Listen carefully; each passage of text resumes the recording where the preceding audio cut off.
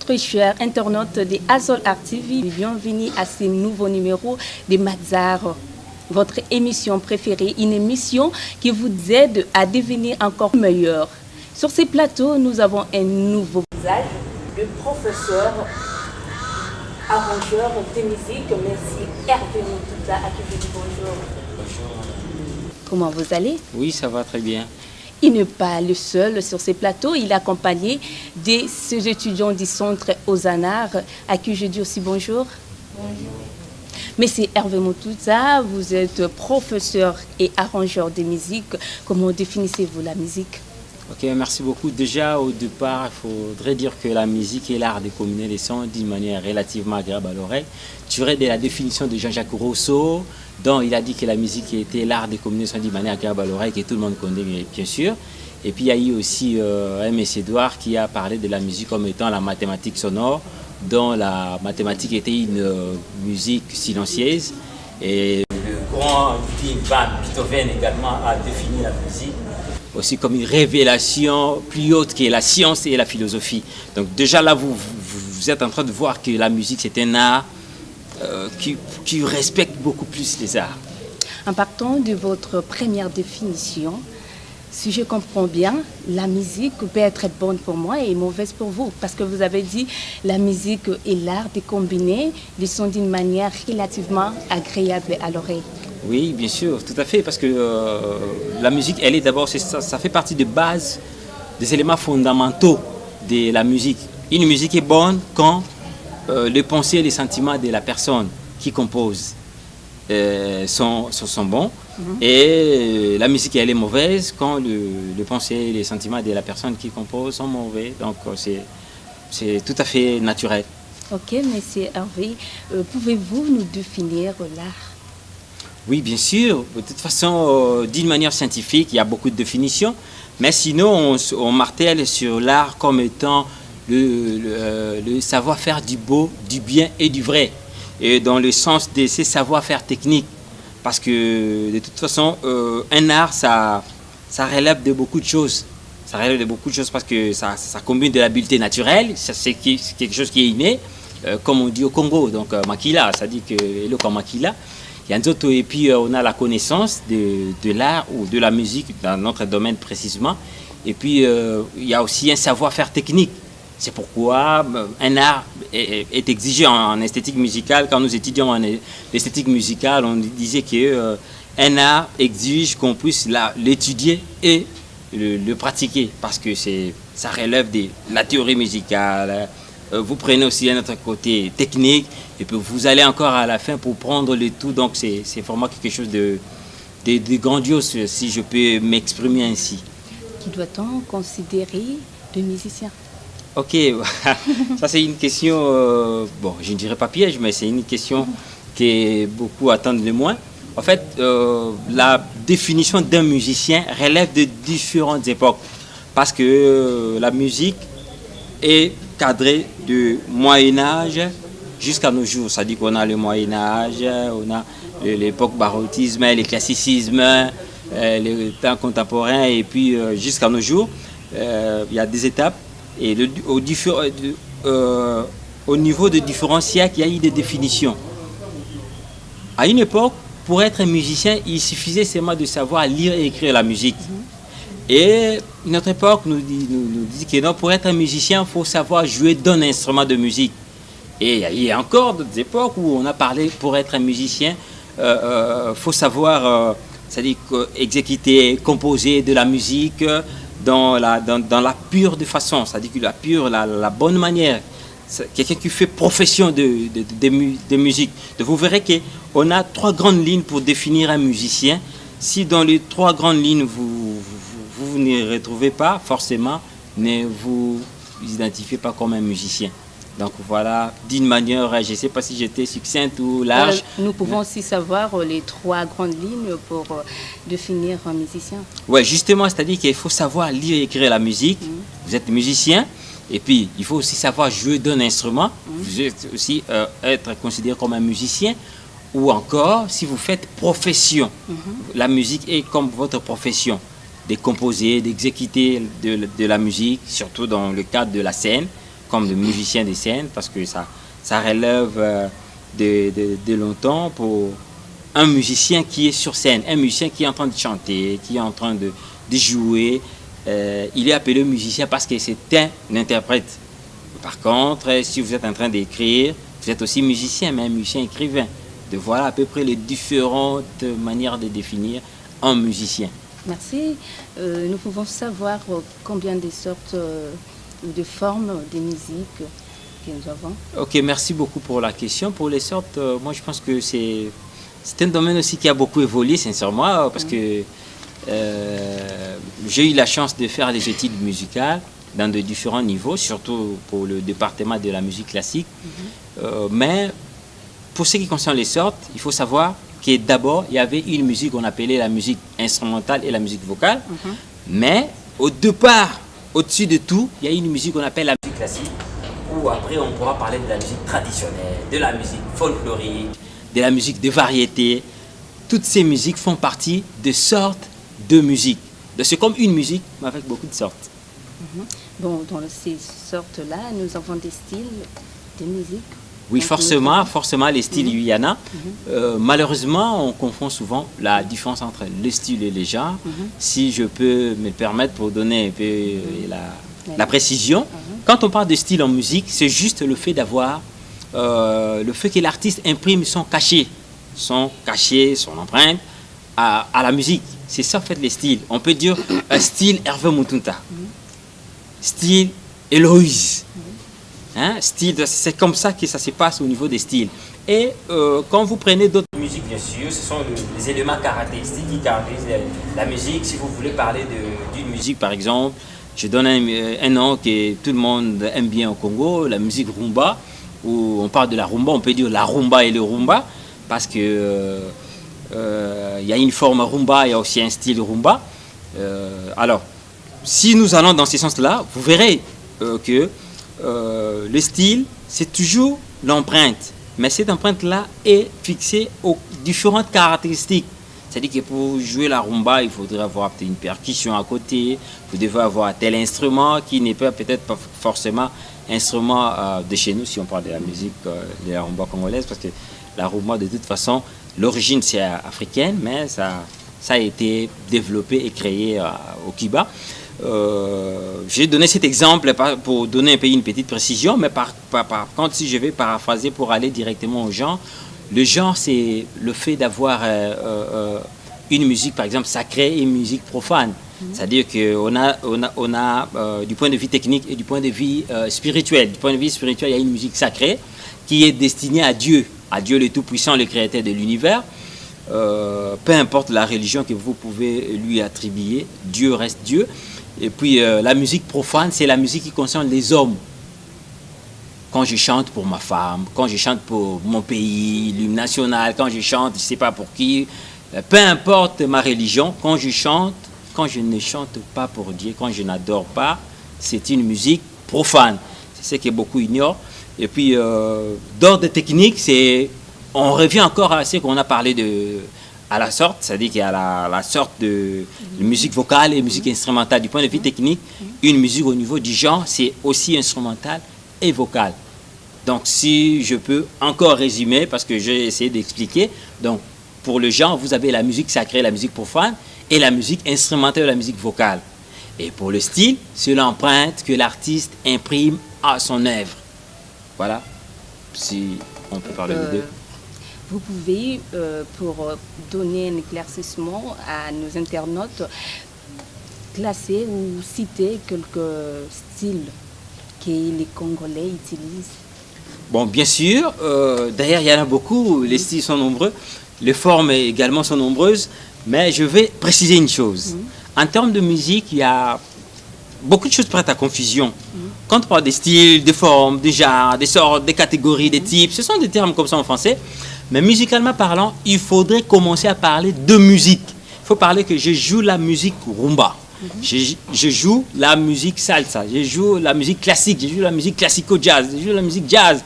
Parce que quand vous parlez de musique, cette musique peut être tirée du style, de la forme, ou il y a même d'autres musiques qui sont vous trouvez le même nom qui est au style et au genre. Par exemple, quand on dit le gospel américain. Le gospel américain, gospel, c'est un mot anglais qui veut dire évangile. Je pense que les anglophones comprennent mieux que ce que je suis en train de dire. Quand on dit gospel, c'est évangile. Alors quand on dit musique gospel, ça n'a rien de particulier. Musique gospel comme une musique là, qui descend du ciel. Non, pas forcément ça. C'est simplement une musique qui est d'évangile. Mais seulement, là, du point de vue genre, mais du point de vue style, quand on dit gospel américain, c'est-à-dire que style des Américains. C'est-à-dire la manière dont les Américains jouent leur musique gospel, leur musique d'évangile.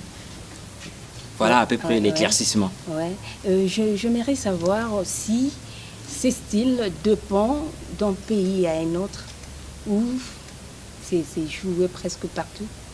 Ok, merci beaucoup pour la question. De toute façon, quand on parle des styles, quand on parle de tout autre élément qui accompagne le style, ce sont des termes musicaux. C'est vrai, on ne parle pas encore de la terminologie musicale, mais ce sont des termes musicaux qui sont utilisés dans le langage musical.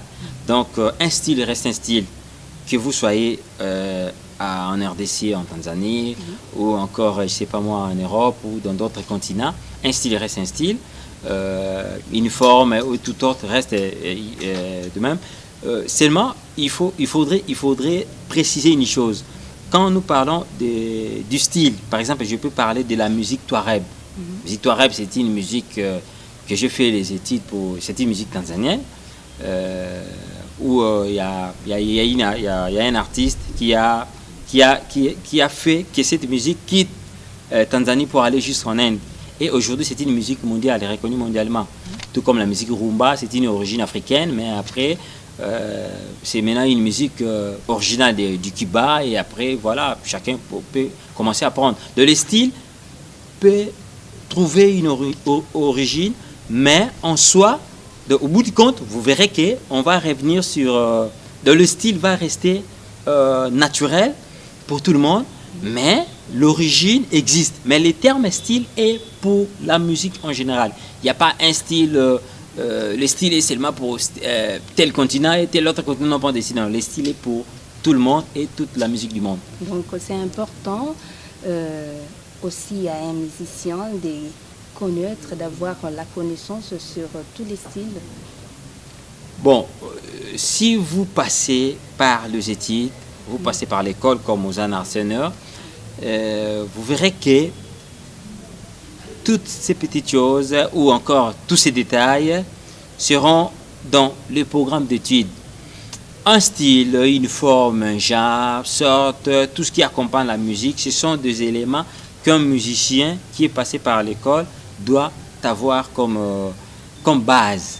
D'ailleurs, c'est pour tout aspirant musicien. Je ne parlerai pas que de musiciens ou de ceux qui veulent apprendre la musique, parce qu'en musique, il y a des intéressés, en art musical, il y a des intéressés, il y a des amateurs de musique et puis il y a des professionnels de musique. La musique, c'est un domaine qui est un domaine d'abord au-dessus de tout spirituel. C'est un domaine, moi j'ai étudié la musique, je n'ai trouvé nulle part où on m'a trouvé, c'est lui ou la personne qui a créé la musique, ou la première personne. On a fait beaucoup d'études, même en ethnomusicologie, on fait des études, je n'ai jamais trouvé ça. Mais tout le monde sait bien, parce qu'on a aussi fait des recherches pour trouver, on sait bien que la musique a été créée par Dieu.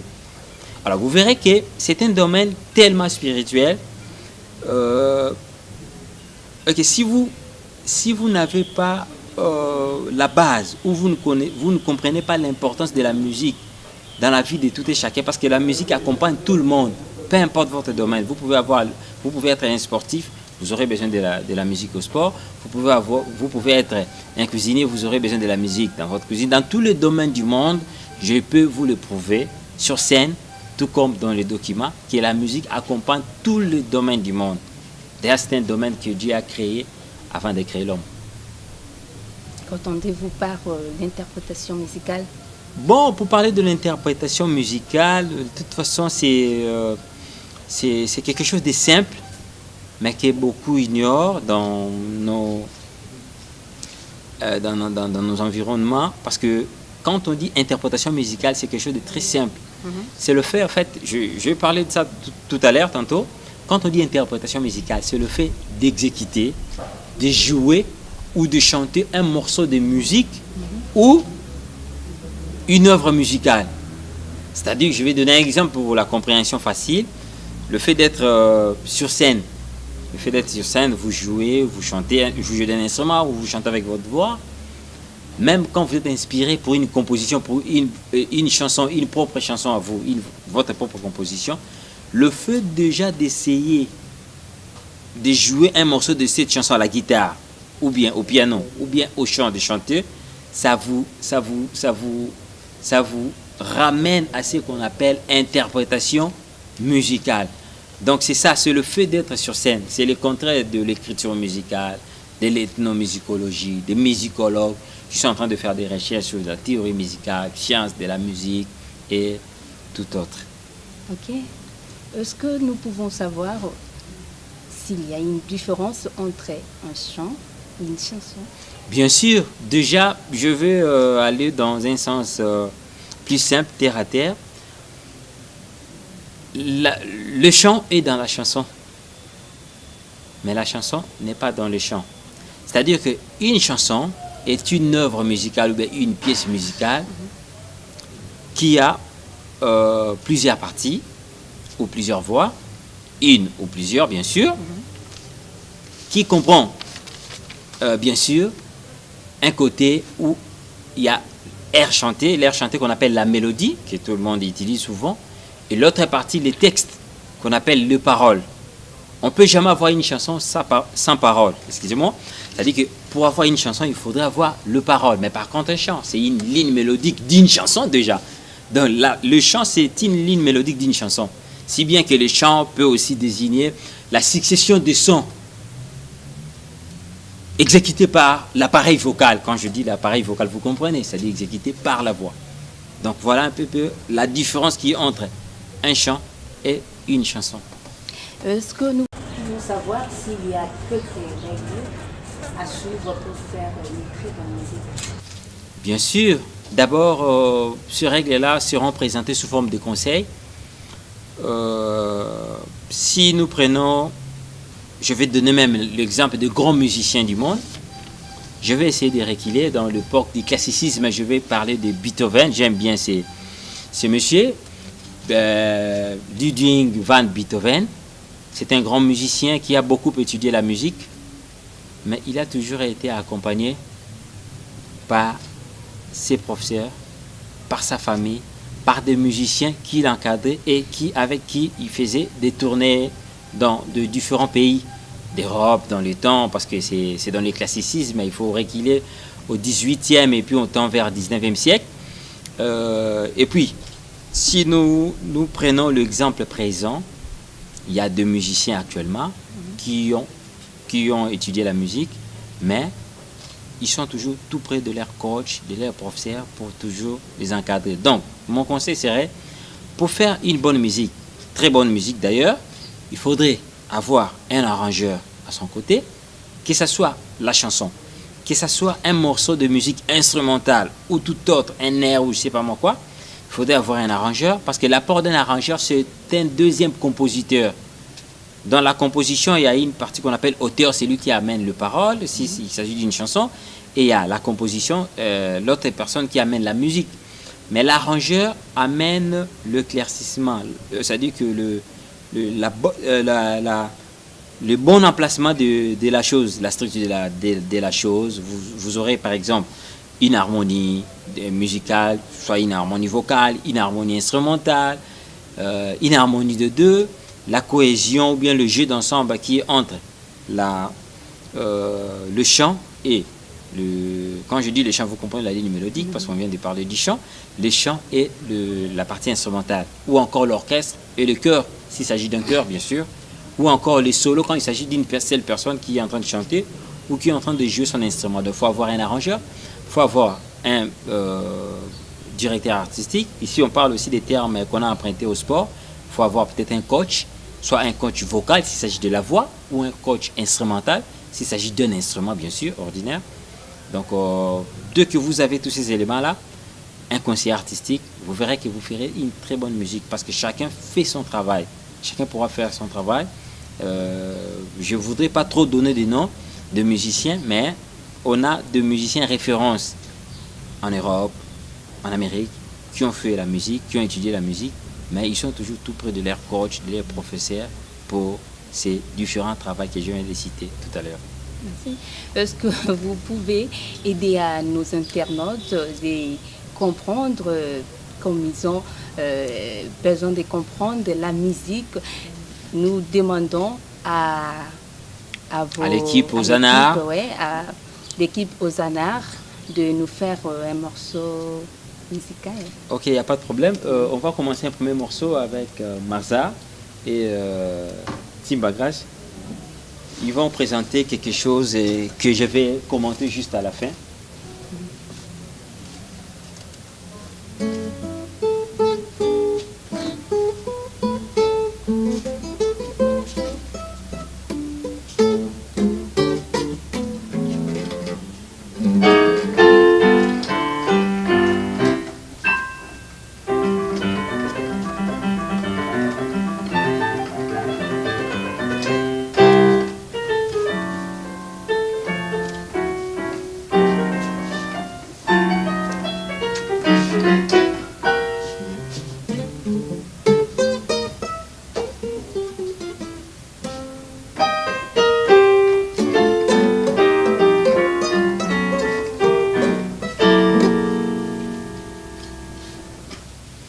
Merci beaucoup. Je pense que c'était fini.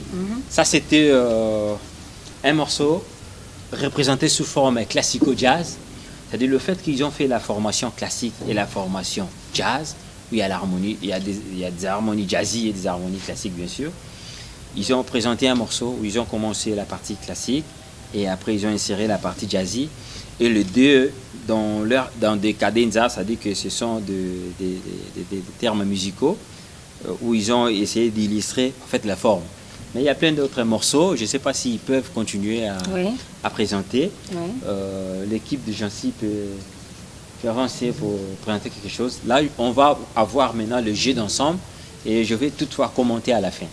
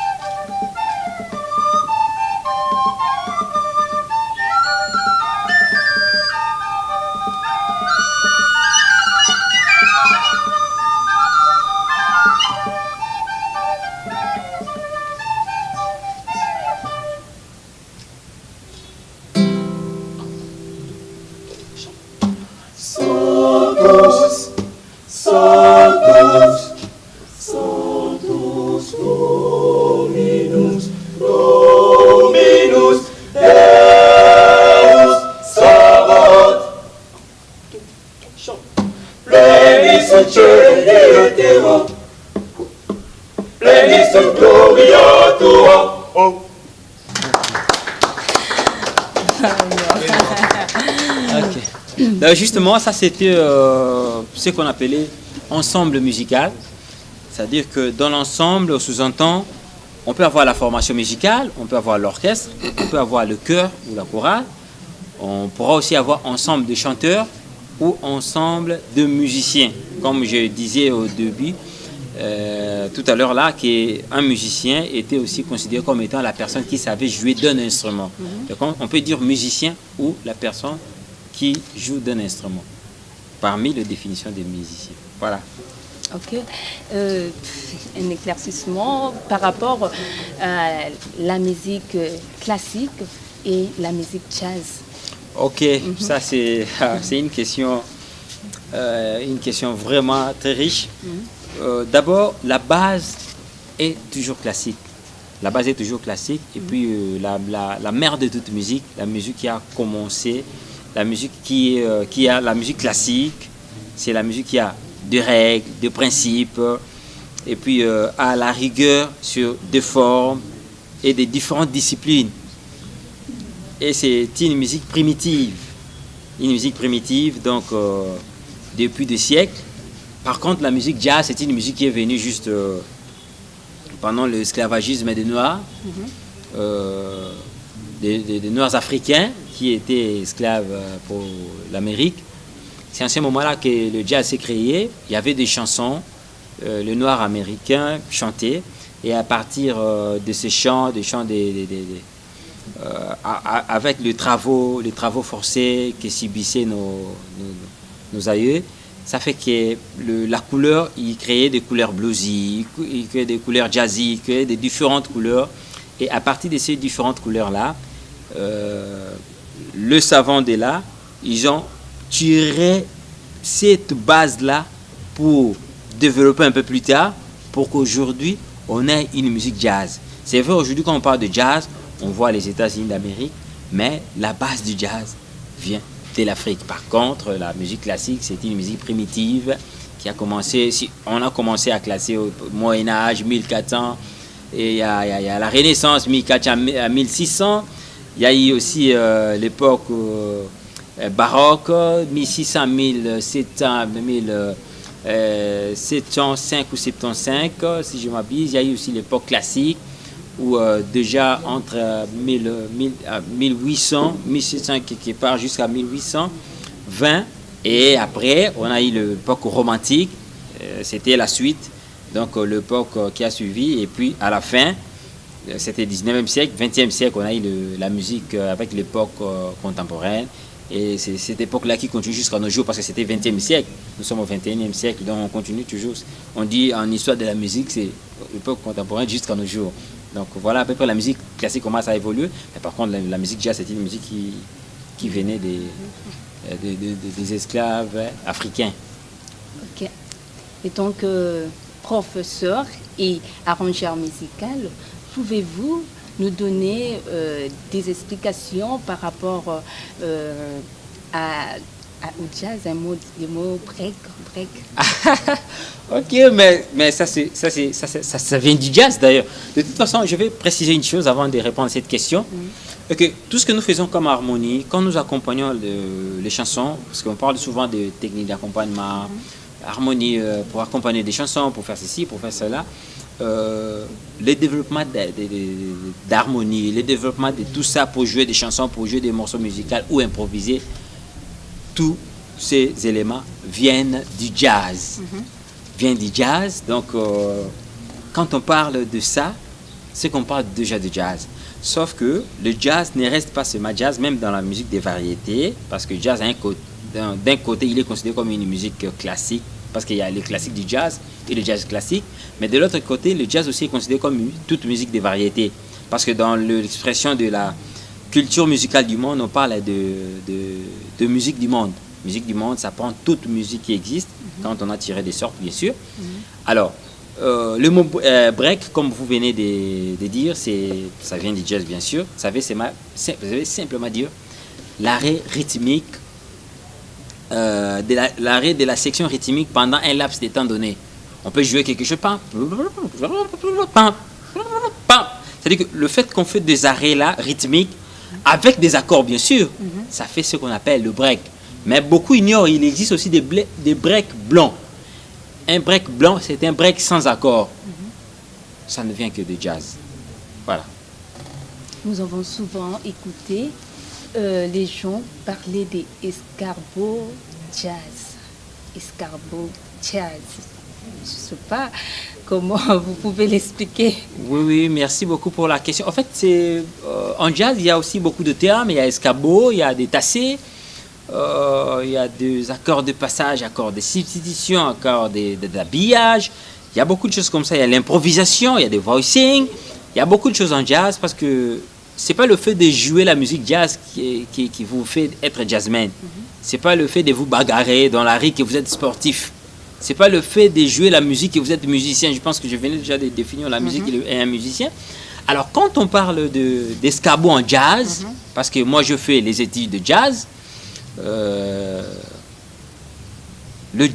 l'escabeau en jazz, c'est une transformation harmonique en jazz dont la corde tonique et la vedette qui prend la séquence longue.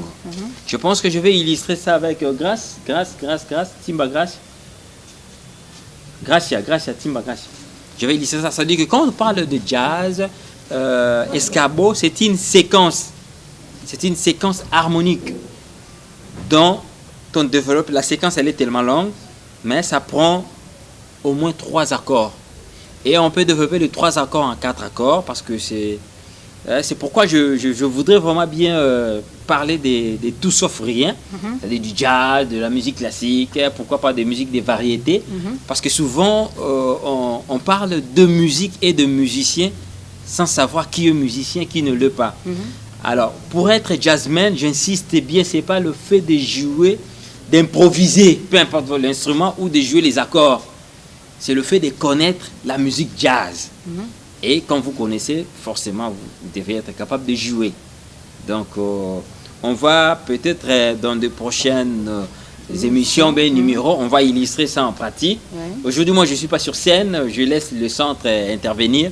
Mais le jour qu'on aura le temps, moi-même, je serai sur scène pour vous démontrer c'est quoi la musique et c'est quoi la musique jazz ou classique. Voilà. Grâce, tu vas nous donner l'escabeau sans a tempo, stringando.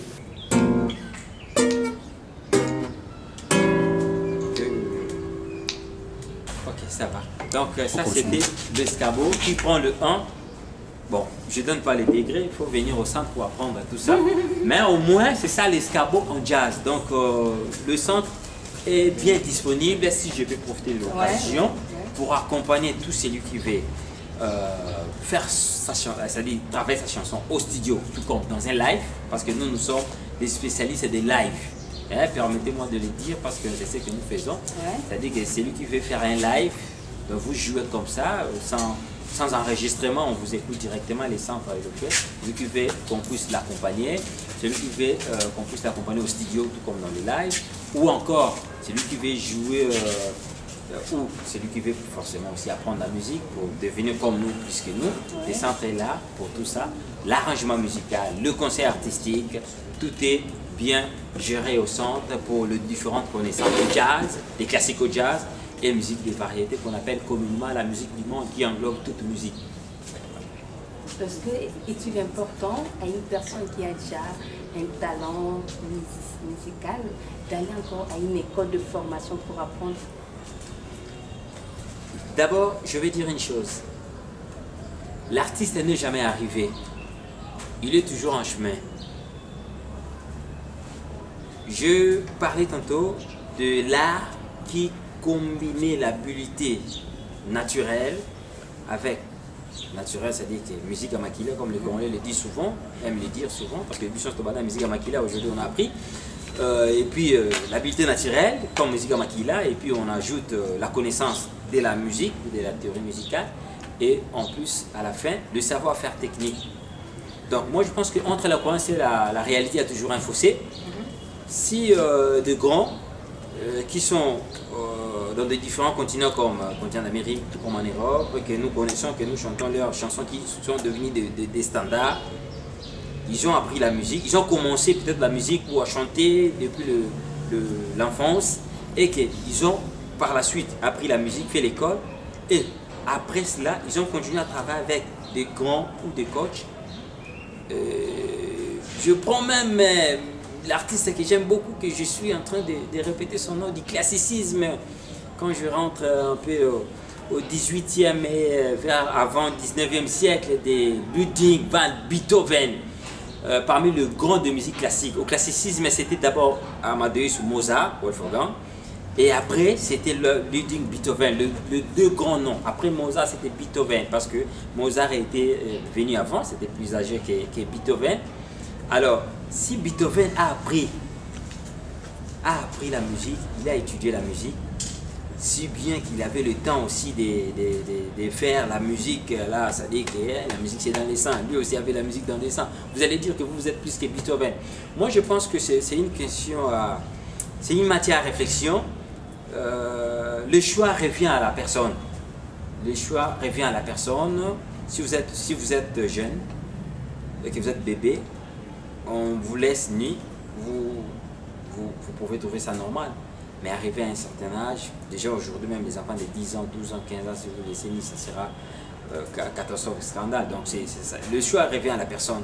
Soit vous êtes encore bébé ou vous n'êtes pas né musicalement, c'est pourquoi vous n'avez pas besoin de ça. Ou encore, si musicalement vous comprenez qu'il faudrait apprendre, donc je pense que le choix est clair. Prenez référence de Ludwig Beethoven, Van Beethoven, prenez référence de tant d'autres artistes d'aujourd'hui. Je me réserve de citer quelques noms européens ou américains, c'est pourquoi je parle des noms un peu des siècles passés, mais il y a pas mal de noms qui ont fait ça. Ils avaient des talents naturels, mais par la suite, ils ont appris. Et quand vous écoutez leur musique, vous sentez que non, ça c'est une très grande musique, ça c'est une musique respectueuse, et ça c'est une musique des talents, la connaissance, la science, là. Et donc voilà, donc c'est vraiment à vous le choix. Ouais. Quel est l'apport de la musique dans la société actuelle? Oui, ça c'est une question qui devait circuler à tout moment, parce que la musique, d'abord, on parle de l'éducation musicale. Alors, l'éducation musicale, c'est une éducation de base qui devait commencer dans nos familles. C'est comme en pédagogie, on nous a enseigné en méthodologie, bien sûr, générale et spéciale, que l'éducation, les trois milieux éducatifs, il y avait la famille, la religion, et puis l'école. Donc l'école, la classe, les trois milieux éducatifs. Moi, je vais ajouter une chose, parce que c'est naturel. L'éducation musicale, ça fait partie de cette base-là. On devait avoir une éducation musicale, déjà au niveau de la famille, une éducation musicale à la religion, si possible, aussi une éducation musicale au niveau des écoles. Donc, déjà cette base-là va nous donner en fait la réponse ou l'éclaircissement à votre question. Je ne sais pas si vous voudriez que je l'explique autrement. Je parlais des... C'est-à-dire que le rôle dans la société, c'est quoi? On parle de la musique fonctionnelle, la musique qui joue un rôle dans la société. Une musique doit être bien installée, artistiquement, scientifiquement, techniquement, au niveau de la société. Et quand on prend les œuvres comme des chansons, parce que la musique n'est pas seulement une chanson, je venais de donner la différence entre un chant et une chanson. Quand on prend l'exemple d'une chanson, au travers de la chanson, il y a une partie de l'air chanté qu'on disait la mélodie, et l'autre partie qui était le texte, qu'on parlait des paroles. Le parti des textes devait maintenant commencer à éduquer la société, éduquer la masse. D'ailleurs, il y a des musiques, dans de différentes musiques, il y a des musiques des cérémonies comme la naissance des jumeaux, des musiques de divertissement. Il y a des musiques qui nous aident à étudier, il y a des musiques qui nous aident à nous concentrer, il y a des musiques qui nous aident à prier, il y a des musiques qui nous aident à beaucoup de choses. J'avais dit un peu plus haut que la musique nous accompagnait partout et accompagnait tous les domaines. Donc c'est vraiment un rôle très important. Sans le message, la musique devait véhiculer un message. Si la musique ne véhicule pas un message dans la société, surtout dans notre société actuelle, comme vous venez de préciser, vous allez comprendre qu'il y a un problème. Donc, au lieu de préparer la bourrititude, il faut préparer, au lieu de préparer la bourrititude, il faut préparer des gens qui sont qualifiés pour faire véhiculer des messages. Donc, déjà, une musique n'est pas un domaine donné à tout le monde, si bien que tout le monde doit avoir la base de musique. Donc, c'est quelque chose que nous devons vraiment comprendre au plus profond de nous, de façon que quand nous arrivons à mettre un lien, parce qu'en ethnomusicologie, parce que le titre de la musique dans un contexte donné, on nous parle des liens qui ont entre la musique et la société, hein, comme vous venez de le dire, la société actuelle.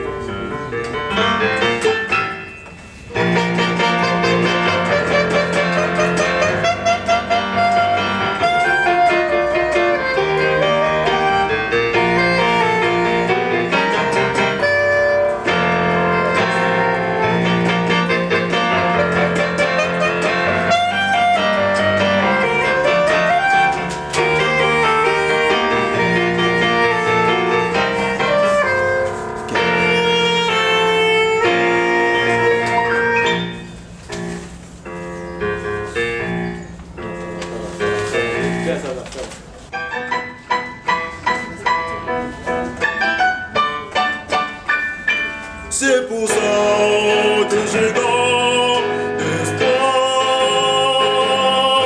Il n'est pas venu par hasard. Le chemin qu'il a tracé, nous l'avons tous en mémoire. Les martyrs forcent le baptême de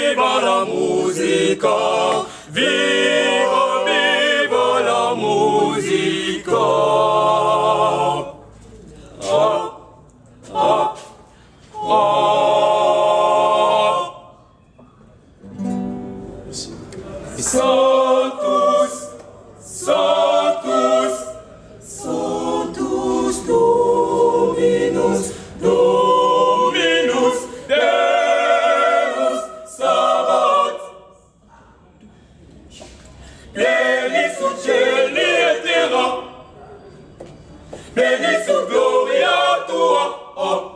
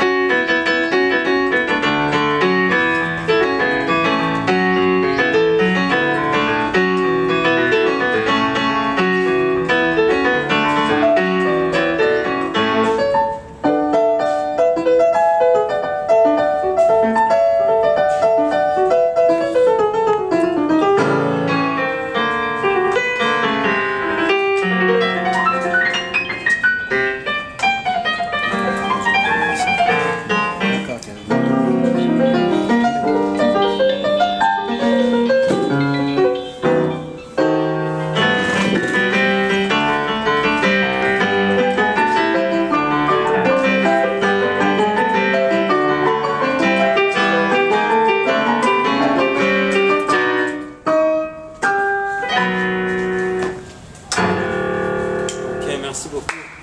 Merci beaucoup.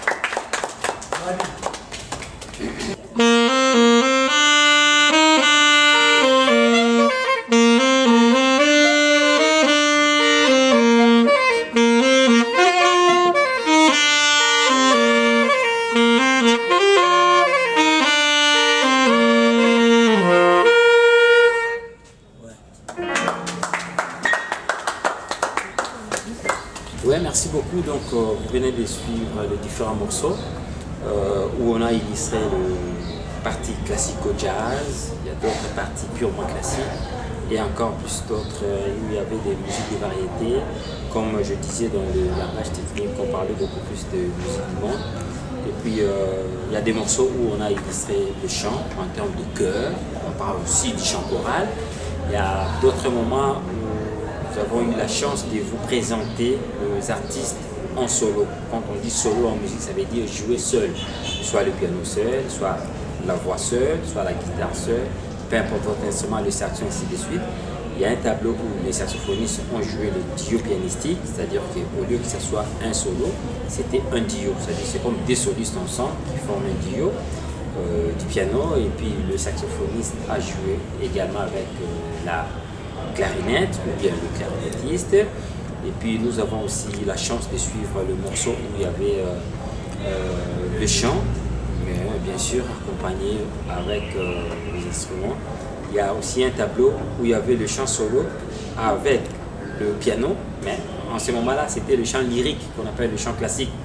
Donc de différentes techniques classiques, on dit lyrique, ça vient de l'instrument à la lyre, d'un instrument cordophone. Et puis l'autre, c'était un morceau où il y avait le piano avec le chant, mais le chant était en train d'interpréter un morceau jazzy d'Ozana, où le chant avait donné des libertés avec des ornements, donc ornements à gréement, et le piano a essayé de soutenir avec un tout petit peu d'improvisation, et juste à la fin, ils ont fait une conclusion à cadenza. Et en plus, il y a eu des interventions aussi avec la flûte, où c'était le jeu d'ensemble, c'est-à-dire qu'un ensemble, comme on parlait de la formation du chœur, des musiciens, des chanteurs, ainsi que de différentes formations comme orchestre, chœur et autres. Donc voilà à peu près, grosso modo, ce que je peux donner comme idée. Mais j'insiste sur une chose, et que moi je suis M. Hervé Mutunta, qui suis le coordonnateur du centre Ozana. En fait, en réalité, c'est de différentes formations et la chance que j'ai eu de différents diplômes musicaux ainsi que pédagogiques qui m'a donné cette opportunité d'avoir une structure musicale où tout ce que j'ai appris, je suis ouvert à tout le monde pour apprendre. Tout celui qui veut bénéficier de mes connaissances, le centre Ozana est là pour apprendre les différentes connaissances. Il y a une technique que j'ai créée, l'occultisme, où il y a la technique, elle est défendue théoriquement, elle est défendue également techniquement ainsi qu'artistiquement. Donc vous verrez, il y a des articles sur ça. Et donc chaque instrument, au piano, au chant, à la guitare, au saxo, peu importe l'instrument de votre choix, il y a à chaque fois que les étudiants jouaient, il y avait une partie où ils faisaient les mutuntismes. Les mutuntismes, ça vient de mutunta, mon nom. C'est-à-dire que c'est une technique que j'ai créée pour donner mon empreinte. Donc c'est une technique officielle que j'ai déjà commencé à officialiser, officiellement permettre la mythologie. Donc voilà, c'est comme ça que ça se passe. Et puis on se verra tout à l'heure. Je sais pas. Merci Gordon d'avoir répondu à notre invitation. Nous sommes à la fin de notre émission Mazar qui passe chaque jour sur Azol Art TV. Si vous avez aimé cette image, dites un grand merci à Ridia Mayan qui était derrière la caméra, qui était accompagnée de Aris Kinouani. Un grand merci à nos partenaires, Maître Santos Moutima, à la famille Poupou, à la famille Kikali. Je vous aime bien, bye.